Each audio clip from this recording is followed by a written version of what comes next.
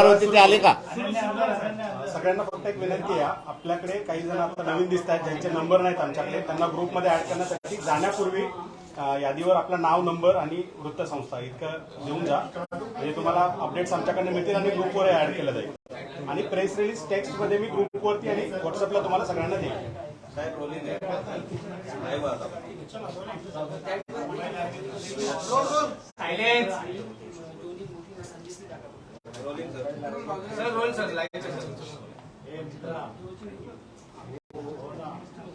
It now seems in the country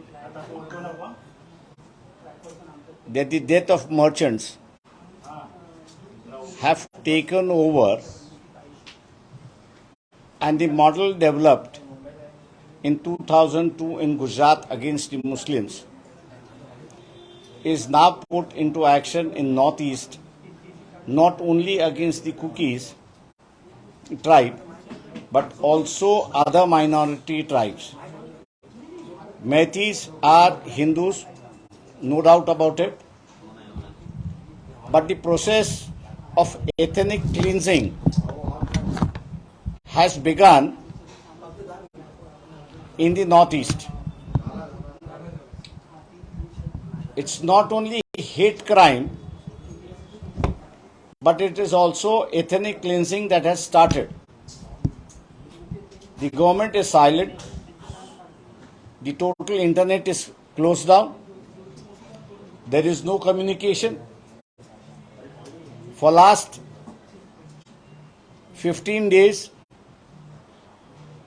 with some of the NGOs, we have been making efforts to send relief. But one of the conditions is that the Chief Minister should grant you the permission, then only the reliefs can go. We were trying to send the relief through Nagaland, but even the borders are sealed now. And therefore, what is happening within Manipur and Mizoram, the real picture is not out as yet. There are some of photographs which I have and which I will put across to you. This is Mr. David, who has been butchered. His head has been cut off from his body. His legs are in parcel, his hand is in parcel.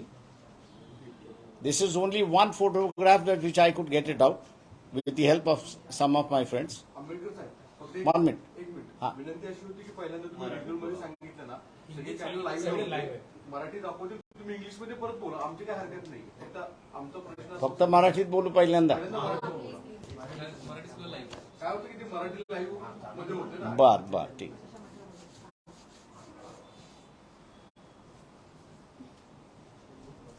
RSS, BJP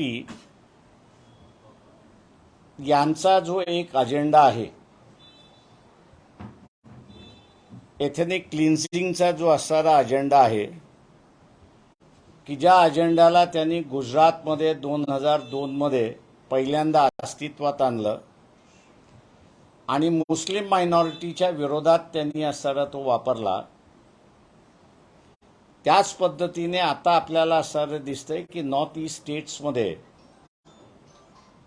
मैथी यांना हाताशी धरून, की जे हिंदू आहेत, यांना हाताशी धरून त्यांनी असणारा कुकी हा जो ख्रिश्चन ट्राईब आहे आणि इतर ख्रिश्चन ट्राईब जे आहेत त्यांच्या विरोधामध्ये एक आंदोलन सुरुवात झालं. त्यांचं म्हणणं असं होतं की तुम्ही मैथींना असणारा संख्येने मोठे आहेत, मोठ्या भावासारखे आहेत, रिझर्वेशन देणार असाल तर आम्हाला त्याच्यामध्ये अडचण होणार आहे. ही सुरुवात झाली अशी असणारी परिस्थिती आहे आणि विरोध केला, आमच्या एंट्रीला विरोध करताय म्हणून जे असणारं दंगल तिथे सुरुवात झाली. त्या दंगलीने आता असणारं ज्याला इंग्रजीमध्ये आपण म्हणतो एथनिक क्लिन्झिंग, म्हणजे कुठली तरी ट्राईब ही आता आम्ही मान्यच करणार नाही, पूर्णपणे तिला संपवणार, अशा पद्धतीची असणारी सुरुवात त्या ठिकाणी सुरुवात झालेली आहे. त्या सुरुवातीचा परिणाम असा झालाय की गेल्या 70 वर्षामध्ये जे वेगवेगळ्या ठिकाणी नॉर्थ ईस्टमध्ये बोर्ड्स होते की आम्हाला असणारं आमचं वेगळं देश पाहिजे, ते जाऊन भारताशी जुळायला त्यांनी असणारी जी सुरुवात केली होती आणि त्याच्यामुळे जे काही मिलिटंट ग्रुप नॉर्थ ईस्टमध्ये होते त्यांचं शीन झालं, त्यांना नवीन कार्यकर्ते नवीन मिलिटंट भेटत नव्हते, अशी जी परिस्थिती झाली आहे ती आता बदलली आहे, हा आमचा असणारा आरोप आहे. हा फक्त एवढ्याच ह्याच्यासाठी की धार्मिक आणि ब्राह्मण्यवाद या दोन गोष्टी पसरवण्यासाठी नॉर्थ ईस्टमधलं पूर्ण वातावरण बिघडलंय अशी असणारी परिस्थिती आहे. महिन्याभराच्या कालावधीमध्ये नॉर्थ ईस्टमधले 7 सिस्टर्स आणि भूतान हा जो एक ब्रदर म्हणून धरला जातो, तिथे वेगवेगळ्या पद्धतीचा उठाव, वेगवेगळ्या पद्धतीची आंदोलनं झाली तर आपण आश्चर्य त्या ठिकाणी मानू नये. आज आपण असताना बघत असाल की काही मिलिटरीचे जर्नल्स जे आहेत किंवा बीजेपीकडून येणारे, आरएसएसकडून येणारे जे स्पोक्सपर्सन आहेत ते चायनाला ब्लेम करतात, अशी असणारी परिस्थिती आहे. ही पॉलिटिकलाइज करण्याचा प्रोसेस जी चाललेली आहे ती त्या ठिकाणी थांबवावी.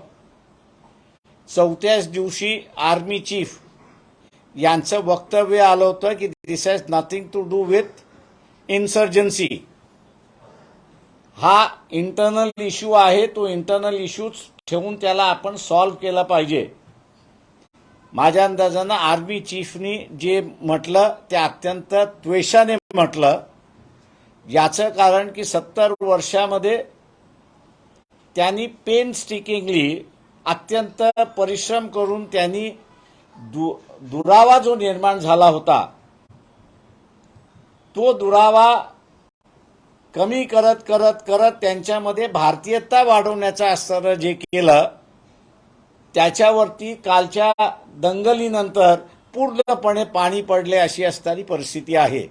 आणि याला जबाबदार जर कोण असेल तर याला केंद्राचं धोरण आणि त्या केंद्राच्या धोरणाला जर जबाबदार कोण असेल तर आरएसएस बीजेपीचं जे आहे की हिंदुत्ववाद आणि ब्राह्मण्यवाद हा जो प्रत्येक ठिकाणी रुजवण्याचा त्यांचा जो भाग चाललेला आहे तो आहे असं त्या ठिकाणी मानतोय.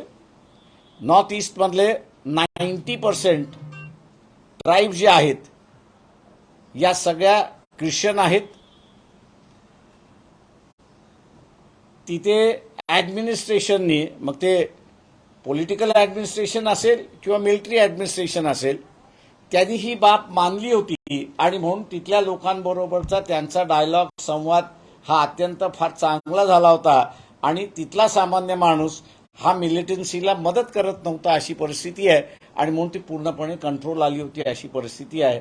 आता ह्याच्यानंतर ती वाढण्याची आम्हाला असणारा अधिक शक्यता त्या ठिकाणी दिसते आणि या सगळ्याला पंतप्रधानाबरोबरच आम्ही असणारं आरएसएस बीजेपीला धरतो आणि म्हणून हे सगळेजण मर्चंट्स ऑफ डेथ अशा स्वरूपामध्ये जे वागतात आहेत त्याचा देशभरातल्या सगळ्या लोकांनी निषेध केला पाहिजे.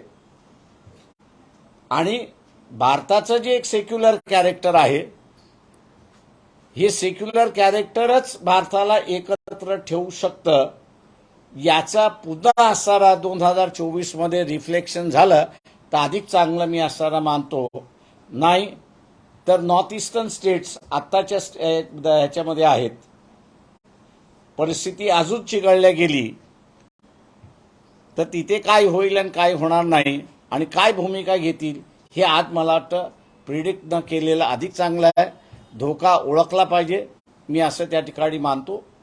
आणि जो काही धार्मिक ब्राह्मणवादाचा जो अजेंडा आहे तो आरएसएसनी कृपा करून थांबवावा आणि देशाला महत्त्व द्यावं अशी आमची पक्षाची भूमिका या ठिकाणी आहे.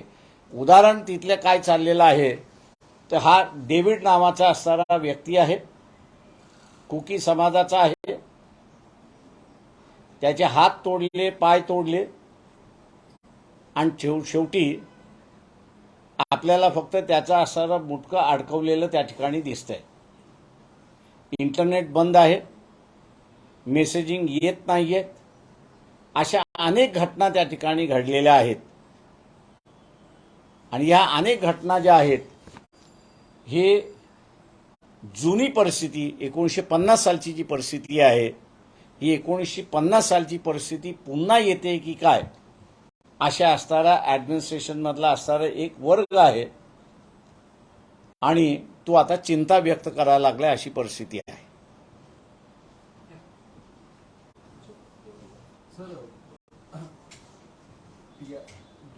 बाळासाहेब, या सगळ्या विषयांवरून सध्या महाराष्ट्रात मोठ्या प्रमाणामध्ये आंदोलन होताना पाहायला मिळतात. काही आदिवासी आमदार देखील काही दिवसांपूर्वीच राज्यपालांना भेटून आले. वंचित बहुजन आघाडीच्या वतीने देखील आंदोलन होताना पाहायला मिळतात. मी पहिल्यांदा असणारा या ठिकाणी पाहतोय की महाराष्ट्रातला जो आदिवासी आहे हा आदिवासी नॉर्थ ईस्टच्या आदिवासी बरोबर आपला संबंध आता जुळायला लागलेला आहे. त्याचे प्रश्न आपले प्रश्न आणि आपले प्रश्न ते त्यांचे प्रश्न झाले पाहिजेत या दृष्टीने त्यांनी महाराष्ट्रभराच्या वेगवेगळ्या ठिकाणी मोर्चे काढलेत, आंदोलनं केलेली आहेत, निदर्शनं केलेली आहेत. दुर्दैवाने मी असं म्हणेन की सटाणाचे असणारे जे एसपी आहेत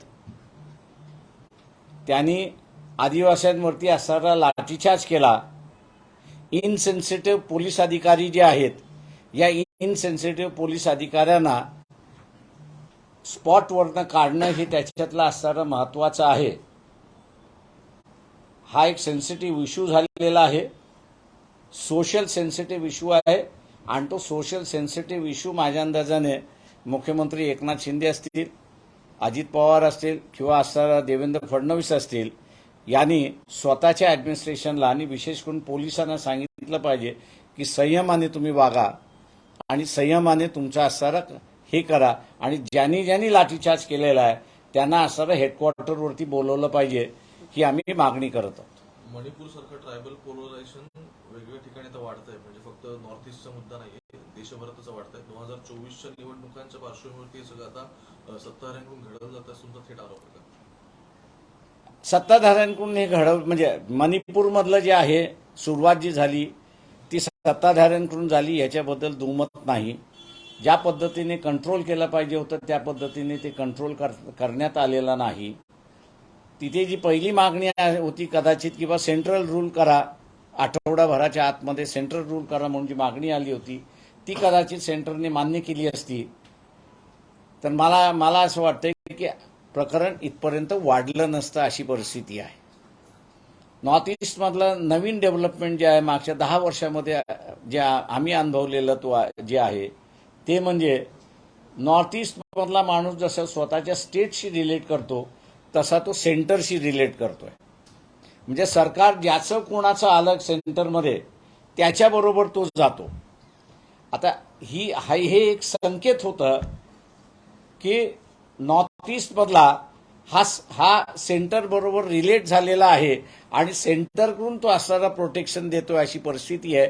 दुर्दैवाने सेंटर त्याला प्रोटेक्शन द्यायला याच्यामध्ये फेल झालेला आहे आणि म्हणून 7 सिस्टर आणि 1 ब्रदर हा आता चिंतेच्या ह्याच्यामध्ये आहे की आपण काय करायचं, आता आपल्याला वाली कोणी राहिलेला नाही ही भावना त्याच्यामध्ये वाढत चाललेली आहे. सर, ते मनोहर भिडेसारखे जे लोक आहेत ते आक्षेपार्ह स्टेटमेंट करतात, राज्य सरकारतर्फे जी कारवाई मी नंतर बोलेन, मी पहिल्यांदा याच्यावरती येतो. सर, शरद पवार म्हणजे एका बाजूला विरोधकांची मी शरद पवारचं नंतर येत, पहिल्यांदा याच्यावरती राहतो. हा माझा मेन इश्यू आहे.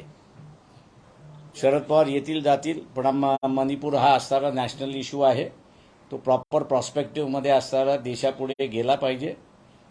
आमदार गेले होते, खासदार गेले होते, त्यांनाही तिथे जाता आलं नाही अशी कॅम्पमध्ये घेऊन गेलेले, पण इंटिरियरमध्ये तिथे असणारं त्यांना जाण्याची परवानगी नाही अशी असणारी परिस्थिती आहे.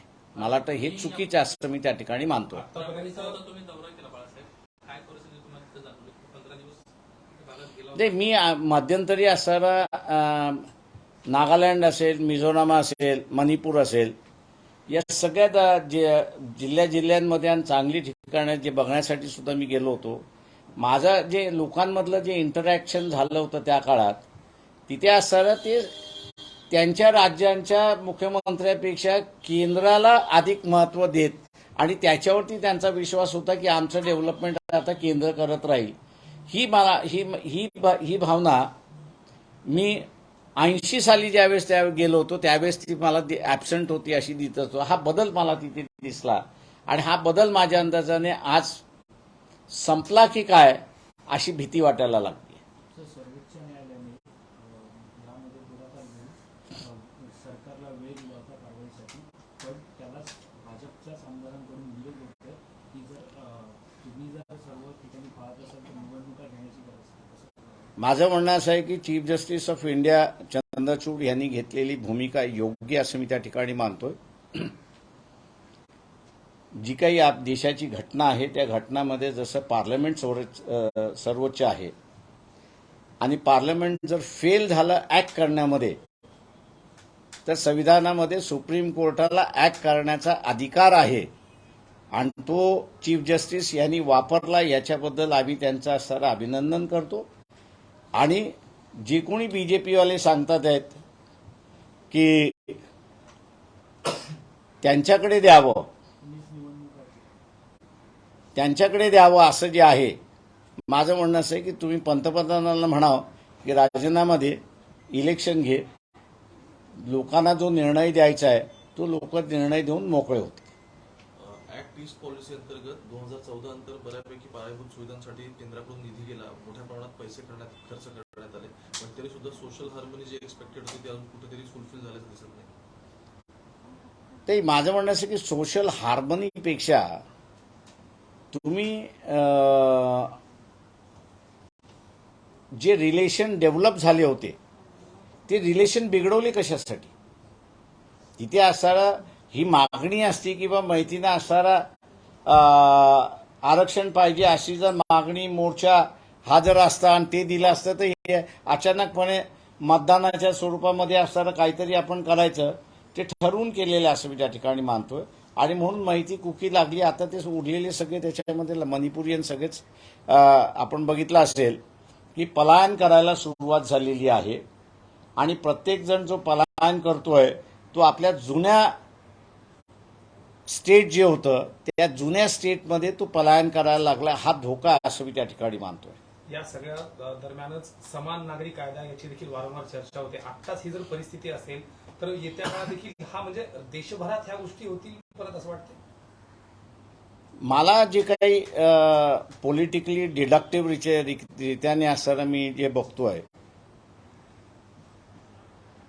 जसजसं इलेक्शन जवळ येतील आणि आपण पुन्हा निवडून येऊ की न येऊ अशी असणारी जी काही काळजी लागलेली असते आणि त्याच्यातून आणि त्या भीतीपोटी असणारं जी काही पावलं उचलल्या जातील असं जे काही दिसतं एकंदरीत, त्याच्यावरनं इथे आपण असणारा सोशल अनरेस्टकडे चाललेलो आहोत मोठ्या प्रमाणात, असंच मला एक चित्र त्या ठिकाणी दिसतंय. तिथल्या भाजप आमदारांनी मणिपूरच्या 3 विभागामध्ये केंद्रशासित प्रदेशामध्ये विभाजन करावं अशी मागणी पण केली. माझ्या अंदाजानं आता विभाजनापेक्षा असणारं दुबगलेली मनं जी आहेत हे जुळवणं आणि त्याचं औषध हे केंद्रच देऊ शकतं हे आपण असणारं लक्षात घ्या. आणि आत्ताच्या ह्याच्यामध्ये केंद्रावरतीच अविश्वास नॉर्थ ईस्टच्या लोकांनी दाखवलेला आहे. तुम्ही या सगळ्या गोष्टींचा संबंध थेट गुजरातच्या 2000 दंगलीशी लावलेला आहे. कशा पद्धतीनं या सगळ्या गोष्टी घडतात काय वाटतं त्यावेळेची परिस्थिती ना त्यावेळेस सुद्धा असणारा एथनिक क्लिन्झिंग ज्याला आपण म्हणू की बा मुसलमान या देशामध्ये नको आणि त्याला असणारा कत्तल करा, ज्या पद्धतीने कत्तली झाल्या त्याच पद्धतीने आहे. त्याचंच दुसरं रूप मी आपल्याला असणारं काही फोटोग्राफ्स माझ्याकडे आलेले आहेत आणि काही रेकॉर्डिंग आलेले आहे त्यावरनं मी आपल्याला दाखवलंय की it's a same thing. Technique is the same, model is the same. Model 2002 Gujarat असंच आपल्याला दिसतंय.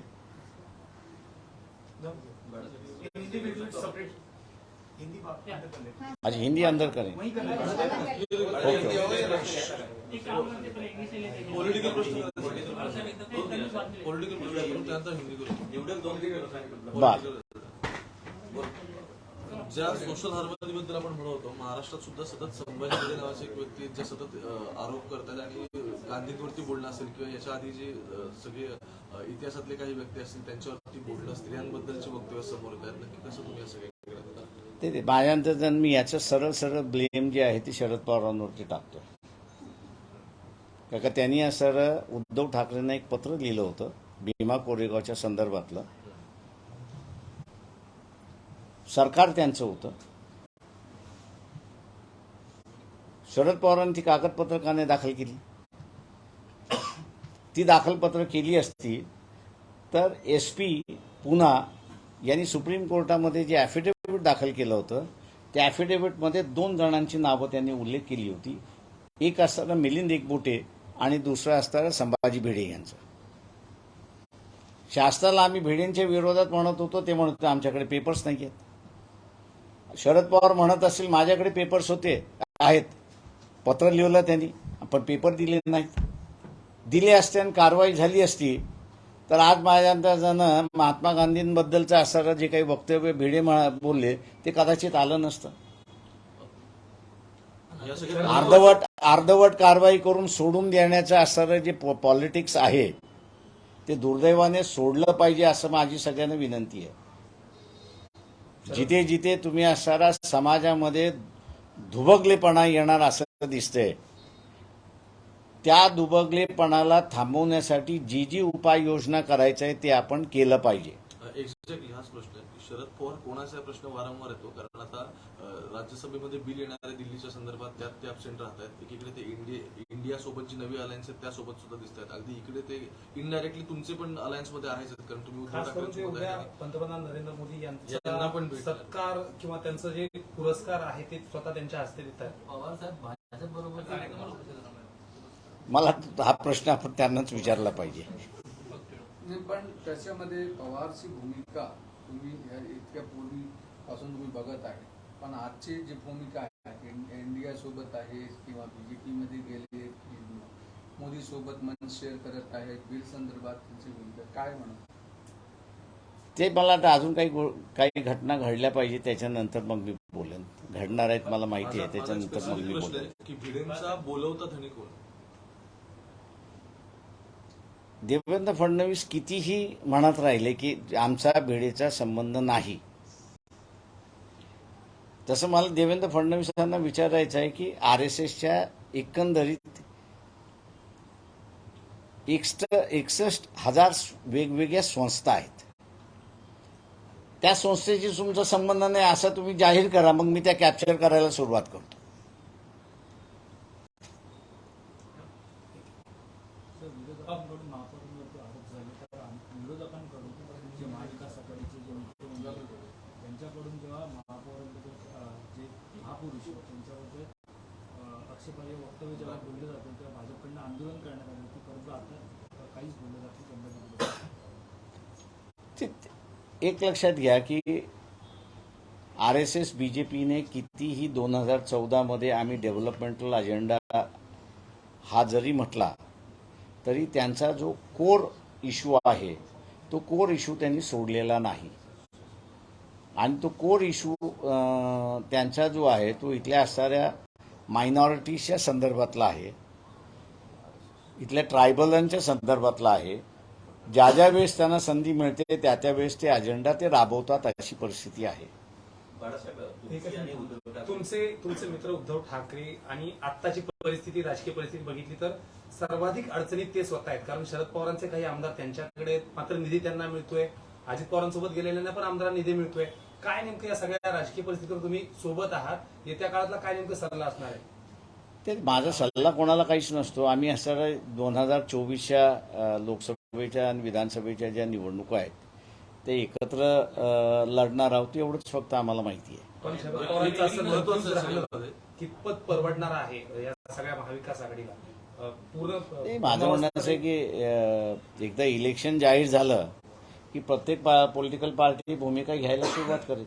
एक महत्वाचा पॉलिटिकल भूमिकेवरूनच प्रश्न आहे माझा की याच्या आधी तुम्ही उद्धव ठाकरेंसोबत अलायन्स मध्ये होता, ती अलायन्स डिक्लेअर केली. मी आजही आहे. हा एक्झॅक्टली. त्यानंतर तुम्ही BRSचा आधी त्यांनी जर प्रस्ताव आला तर आम्ही अनुकूल होत असंही म्हणतायत. उद्धव ठाकरेंसोबत समन्वयामध्ये काही इश्यू होत आहेत म्हणून तुम्ही आणखी एक पार्टनर बघताय की नव्याने काही समीकरण जन्माला प्रश्न असा आहे त्याच्यामध्ये की एकतर BRS जे आहे हे BJPच्या विरोधात तिथे असं लढतंय आणि ते जर येऊन महाराष्ट्रामध्ये जर मदत करणार असतील आणि समझोत्यामध्ये येणार असतील तर नाकारा का, हा माझा सरळ सरळ प्रश्न आहे. आणि म्हणून आम्ही म्हटलं की येणार असतील आणि BJPच्या विरोधामध्ये मदत करणार असतील तर आपण त्यांचा हात धरला पाहिजे, पकडला पाहिजे. उद्धव ठाकरेंचं असं म्हणणं आहे की ती उद्धव बी ठाकरेंना टीम आहे. प्रस्ताव दिलेला आहे, त्यांनाच सगळा निर्णय घ्यायचा आहे. आता तुम्ही म्हटलं होतं की उद्धव ठाकरेंना सगळे अधिकार दिलेले आहेत, त्यांनाच निर्णय घ्यायचा आहे. मात्र त्याच्यामुळे आम्ही चिंतित नाही आहोत. पुढे जात नाही असं देखील ते आमचं त्यांची चर्चा पुढे जात नाहीये, हे तुम्ही लक्षात घ्या. आमचं कोण नाहीये. महाविकास आघाडीमध्येच जी चर्चा झाली पाहिजे ती चर्चा पुढे जात नाहीये, म्हणून आम्ही थांबलोय. अच्छा, हिंदी में जानना चाहेंगे बाळा साहब की जिस तरीके आणखी एक महत्वाचं, तुम्ही असं म्हणताय की अजून प्रस्ताव येत नाही की तुमची चर्चा पुढे जात नाही म्हणून तुम्ही थांबलाय. सो वेट अँड वॉचच्या भूमिकेतून आता हा वंचितसाठी नवीन राजकीय पर्याय BRS असा काय? नाही, आम्ही अगोदरच म्हणालो होतो की त्याच्यामध्ये असताना आणि एक भेट आपण हे विसरू नका की BRSची आणि उद्धव ठाकरेंची सुद्धा झालेली आहे. ठीक आहे, पण राजकीय पॉलिटिकली ते एका पेजवर नाही तसं वारंवार उद्धव ठाकरे सांगतात किंवा काँग्रेसचे नेते सुद्धा अशोक चव्हाण म्हणतात की ही तर बी टीम आहे. अशा भाजपची बी टीम जर तुमचे अलायन्सेस म्हणत असतील तर तुम्ही त्यांच्यासोबत ऑप्शन क्रिएट आता करण्यात कोण कोणाचं बी टीम आणि कोण कोणाचं C टीम हे असं गोष्ट त्यांनी बंद केलं पाहिजे असं माझं म्हणणं आहे. चलो ठीक. प्लीज. अलायन्स जेव्हा तुम्ही डिक्लेअर केलं दादरमध्ये त्याच्यानंतर काही मन की बात झाली का उद्धव ठाकरेंसोबत? आमच्या बैठका दर 15 दिवसांनी होतात एवढं मी आपल्याला सांगतो. पूर्णपणे सकारात्मक आहेत आणि त्याच्यामुळे तेही म्हणतात की आम्ही वंचित बरोबर होते, तर आम्ही म्हणतोय की आम्ही उद्धव ठाकरेंबरोबर. अम्बेडकर साहब जिस तरीके से संभाजी भिड़े को लेकर के लगातार बयान आ रहे हैं, लेकिन गिरफ्तारी पहले भी नहीं हुई, स्टेटमेंट भी नहीं लिया गया, और इसे आज के परिप्रेक्ष्य कैसे देखते हैं? नहीं, मैं इसके पहले जो है मणिपुर का जो इशू है, मणिपुर का इशू सबसे बड़ा इशू है ऐसा मैं मानता हूं और उस पर मैं अपनी बयान करना चाहूंगा. मणिपुर पिछले 10 सालों में, मणिपुर हो, मिजोरम हो या 7 बहनें हो, एक भाई हो, भूटान है, काफी शांति से जिंदगी वहां पे गुजर रही थी. जो बदलाव हम लोग ने नॉर्थ ईस्ट स्टेट में देखा वो ये है कि नॉर्थ ईस्ट के लोग सेंटर पर काफी विश्वास रखना शुरुआत किए थे और उनका भरोसा भी था कि हमारा विकास जो है वो सेंटर करेगी और सेंटर के साथ हम लोग ने रहना चाहिए. इसलिए जितनी भी मिलिटेंट ऑर्गेनाइजेशन थी, ये मिलिटेंट ऑर्गेनाइजेशन लड़ाई के बजाय समझौते के पक्ष में आना शुरुआत हुआ था. ये मैं मानता हूं कि वहां की जो मिलिट्री है, वहां के जो एडमिनिस्ट्रेशन है, उसको ये पूरा श्रेय जाता है. ऐसी एक परिस्थिति है. लेकिन मैथी, ये जो आदिवासी ट्राइब है, इनको आरक्षण के मुद्दे को लेते हुए और दूसरों को आरक्षण देते हुए जो एक बात शुरुआत हुई, उसकी अब लड़ाई ये दिखाई देती है कि हिंदूज वर्सेस क्रिश्चियंस, ऐसा उसका रूपांतर हो चुका है. 90% वहां के ट्राइब जो है वो क्रिश्चियन है. मैथी ये एक ही ट्राइब है कि जो हिंदू है और सरकार के साथ में है. ऐसी एक परिस्थिति है. मैं सरकार पे आरोप लगा रहा हूं बीजेपी और आरएसएस पर. उनकी जो विचारधारा है, धर्म और ब्राह्मणवाद को लेके आगे चलने की जो उनकी विचारधारा है, उसका ये नतीजा है कि नॉर्थ ईस्ट पूरी तरह से अशांत हो चुका है. ट्राइब अब एक दूसरे पर जो विश्वास रख रहा था वो अब विश्वास रखने के लिए तैयार नहीं है और ना ही ये परिस्थिति मैं समझता हूं कि बहुत जल्दी बदल जाएगी. जब ये मांग हुई थी कि मणिपुर में सेंट्रल गवर्नमेंट हो, अगर सेंट्रल गवर्नमेंट उसको पक्ष पर न देखते हुए सेंट्रल रूल अगर लाती या सेंट्रल रूल ले आती, तो मैं समझता हूं कि आज जो परिस्थिति हद से बाहर निकल चुकी है, शायद उस पर केंद्र सरकार काबू लाती. क्योंकि नॉर्थ ईस्ट के लोगों का सेंट्रल पर भरोसा है, ऐसी एक परिस्थिति थी।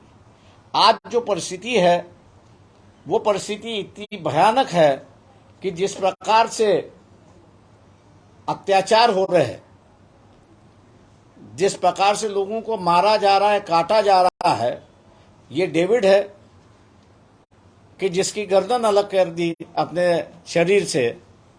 ये एक ही व्यक्ति है नहीं है, ऐसे कई व्यक्ति है कि जिनकी मणिपुर की स्थिति है।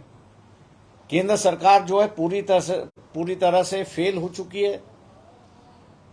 नॉर्थ ईस्ट की परिस्थिति काबू में लाने के लिए हम लोग ये मांग करते हैं वहां पर कि अभी भी मणिपुर है, मिजोरम है, जहां पर ये शुरुआत हो चुकी है, नागालैंड और दूसरे जो इलाके हैं, अरुणाचल प्रदेश हो या नागालैंड हो, बाकी जो प्रदेश है जहां पर अभी भी थोड़ी शांति बची है, सेंटर का विश्वास रखने के लिए सेंट्रल रूल अगर वहां पे शुरुआत होता है तो मेरे ख्याल से परिस्थिति काबू आने में, और जो विश्वास था ट्राइब में, अपने में जो विश्वास डेवलप हो रहा था, और दूसरा ट्राइब का सेंटर पर जो विश्वास बन रहा था, मेरे ख्याल से उसको दोबारा दुरुस्त हम लोग कर सकते हैं। और इसलिए केंद्र ने इस पर ध्यान रखना चाहिए, ऐसा मैं यहाँ पर कह रहा हूं। दूसरा ये है कि जो रिपोर्ट्स वहां से आ रहे हैं एथनिक क्लींजिंग के, मतलब छोटी छोटी समाजों को पूरी तरह से नेस्तनाबूद करना, ये जो चली है उसका मॉडल जो है वो गुजरात 2002 के दंगों का मॉडल है।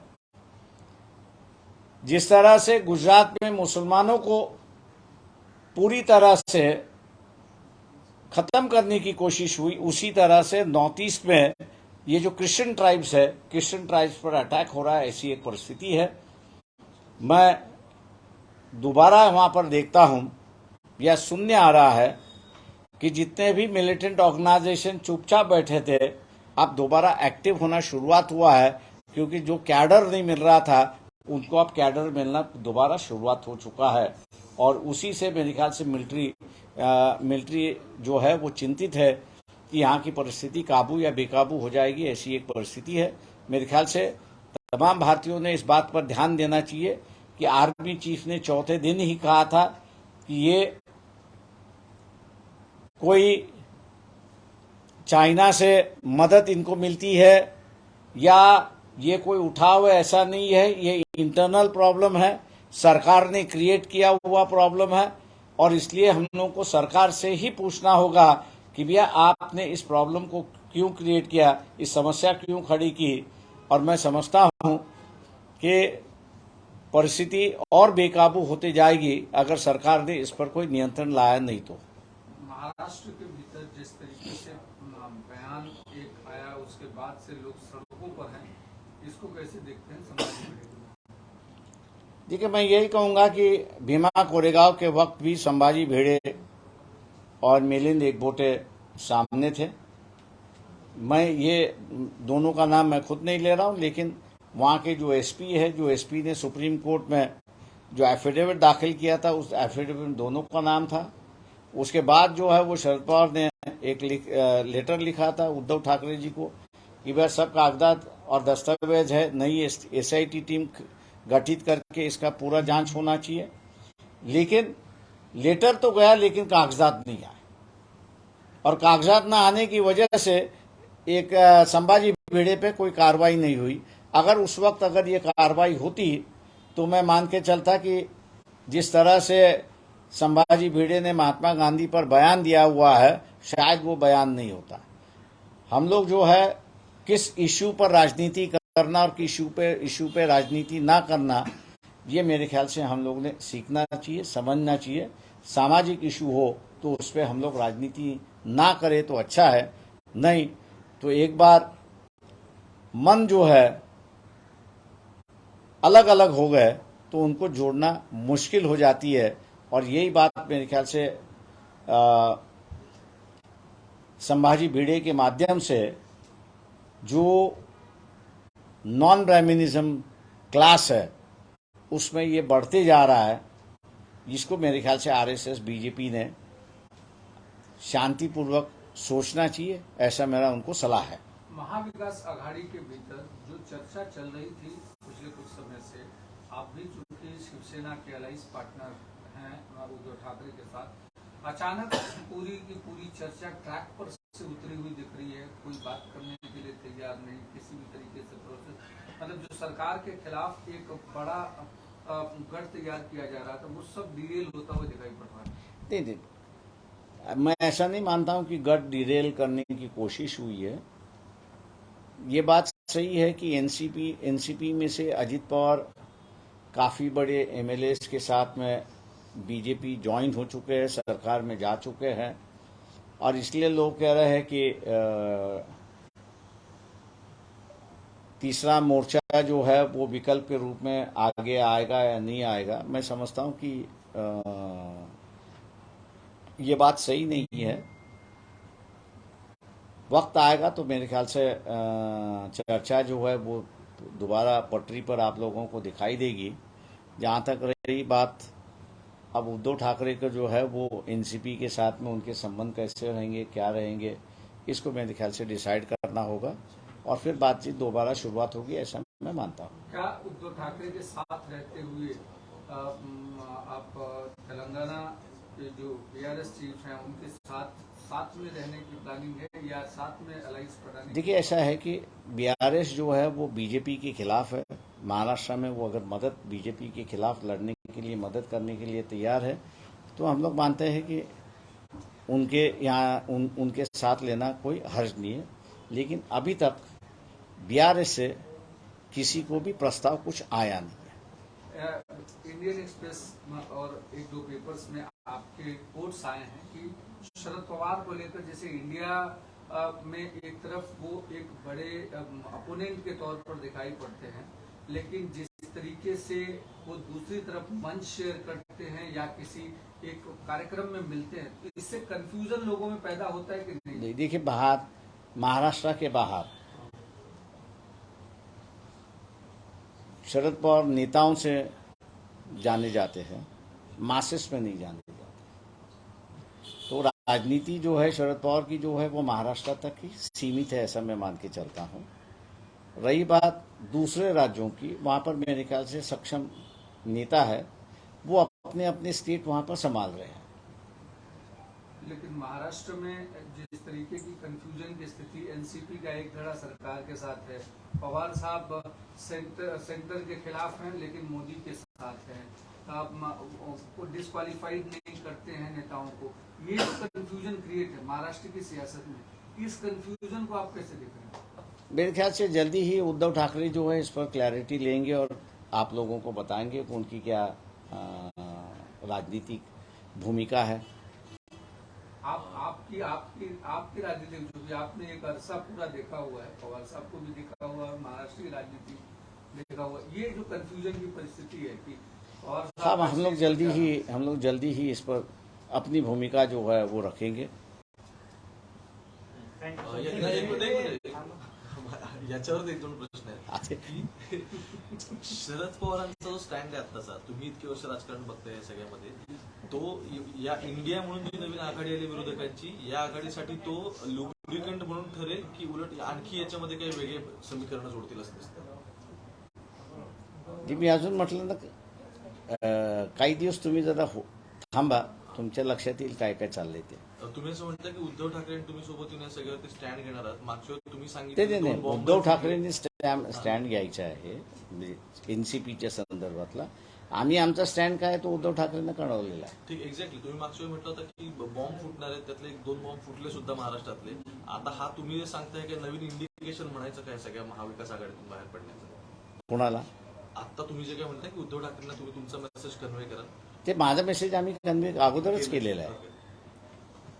आणि एक शेवटचा प्रश्न, मुंबईतला जो फर्निचर घोटाळा झाला होता सगळा, त्याच्यामध्ये ज्यावेळी शिवसेना होती म्हणजे आदित्य ठाकरे यांचं नाव समोर आलं आणि सगळ्यात महत्वाचं म्हणजे अवास्तव दराने फर्निचर प्रोक्युअर केलं गेलं असं क्लिअर झालं। आता तुम्ही त्यांचे आलाय आहात, नक्की कसं आहे सगळ्याकडे बघता, कारण तुम्ही सुद्धा निवडणुकांना सामोरे जाणार? हा, मला वाटतं ते इस्टॅब्लिश होऊ दे एकदम, मग त्याच्यावरती चर्चा करता येईल। नाही तर आपले नेहमी 2G स्कॅम सारखंच व्हायला नको। बाळासाहेब, सध्याची परिस्थिती जी बघताय, शरद पवार यांनी उद्याच्या कार्यक्रमाला जायला पाहिजे की नाही? उद्याच्या कार्यक्रमाला सत्कार कार्यक्रमाला मोदींच्या जायला पाहिजे की नाही? ते प्रत्येकाने ठरवलं पाहिजे. मी कोण सल्ला देणार आहे? पण बाळासाहेब, मी सल्ला नसतो देत. विचारल्याशिवाय सल्ला देत नसतो. पण असं एक क्लेरिफिकेशन तुमच्याकडून एक पेपरमध्ये आहे की clarification so called revelations by the Ajit Pawar has cracking dehydrated. I think it was a all nautanki attended by the events and मतलब एक तरफ आप इस तरफ दूसरी भूमिका लेते हैं, आपके सारे विधायक आपको मिलने जाते हैं, फिर आप पवार साहब मोदी के साथ शेयर करते हैं, फिर इंडिया के साथ चले जाते हैं. ये जो पॉलिटिकल bifurcation ये है, उसको मैंने आपसे जो कहा कि हम लोग जल्दी ही अपना स्टैंड पब्लिकली क्लियर करेंगे.